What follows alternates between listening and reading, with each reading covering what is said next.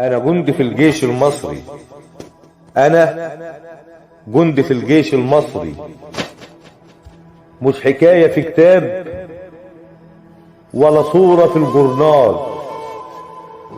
أنا جندي في الجيش المصري، مش صورة في كتاب ولا حكاية في الجورنال.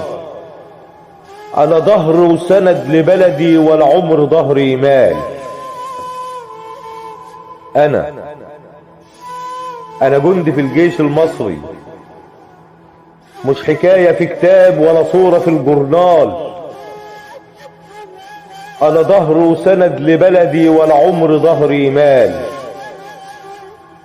أنا اللي عاصرت الزعيم محمد أنور السادات، وعاصرت برضه جمال، وعاصرت الرئيس عبد الفتاح السيسي، وعاصرت كتير أجيال.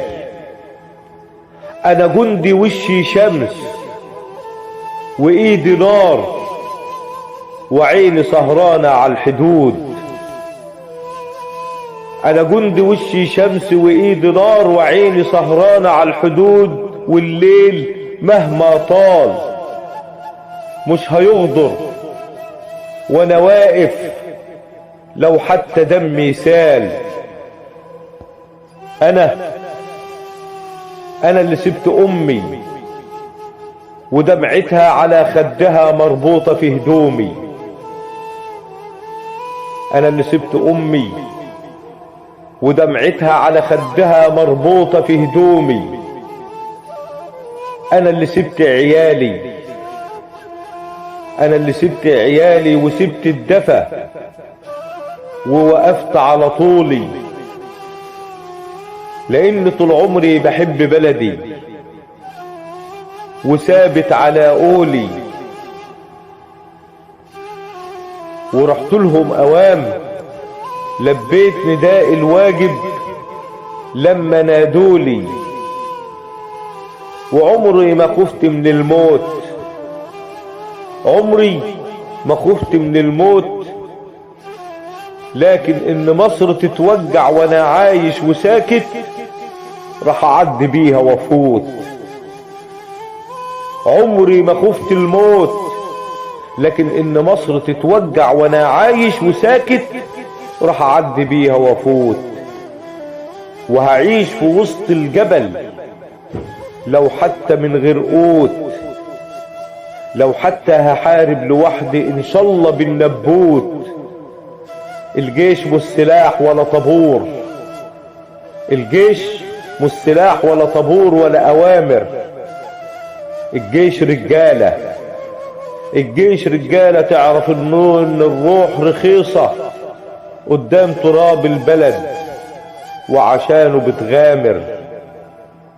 لو قالوا امشي وهنمشي، لو قالوا امشي وهنمشي، ولو قالوا نموت هنموت، بس مصر تفضل واقفة وعالية وما تنحنيش وتفوت.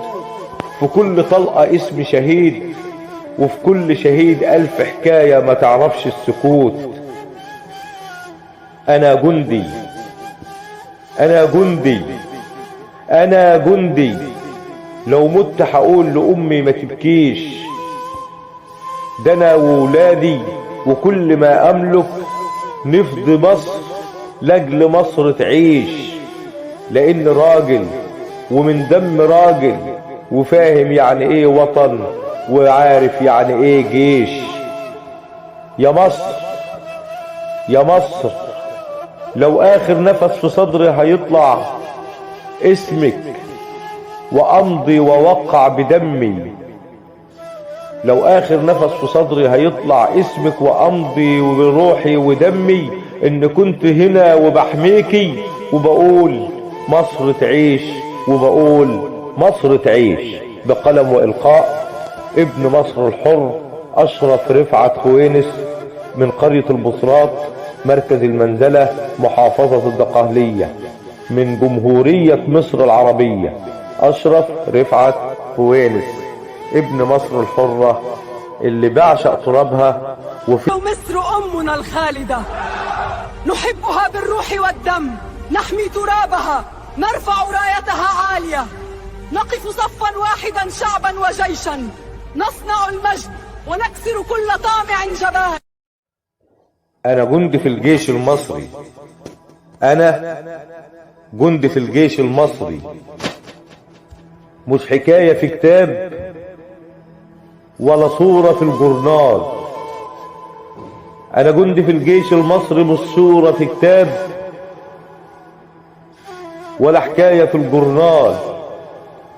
أنا ظهر وسند لبلدي ولا عمر ظهري مال.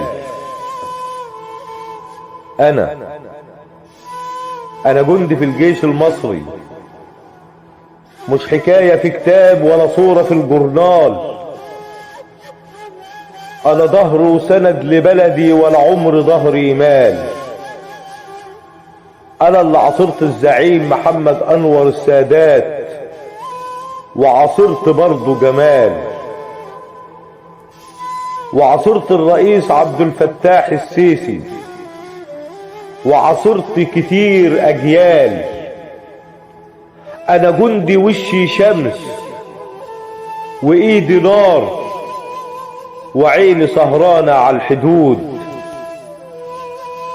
أنا جندي وشي شمس وإيدي نار وعيني سهرانة على الحدود، والليل مهما طال مش هيغدر وأنا واقف لو حتى دمي سال.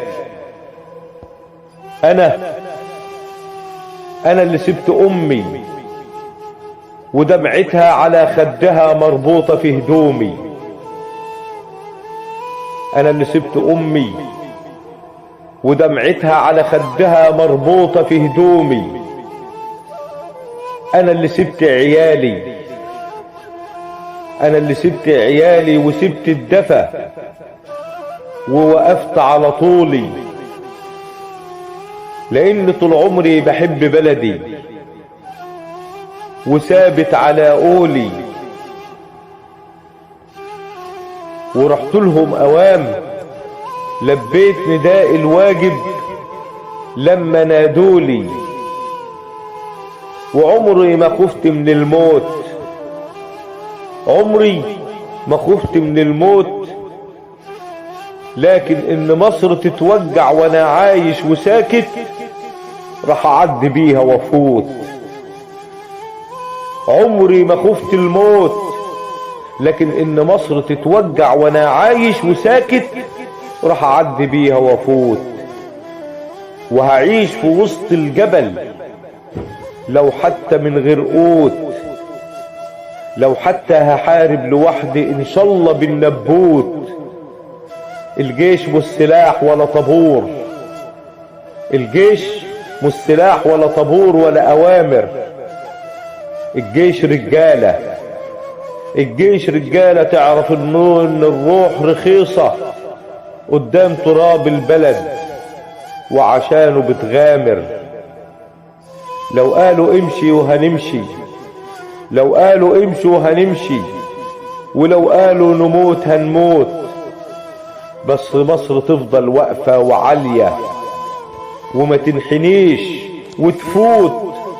في كل طلقة اسم شهيد، وفي كل شهيد 1000 حكاية ما تعرفش السكوت. أنا جندي، أنا جندي، أنا جندي.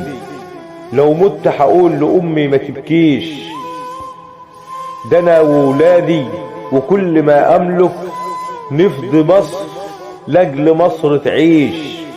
لأن راجل ومن دم راجل وفاهم يعني إيه وطن وعارف يعني إيه جيش. يا مصر، يا مصر، لو آخر نفس في صدري هيطلع اسمك وأمضي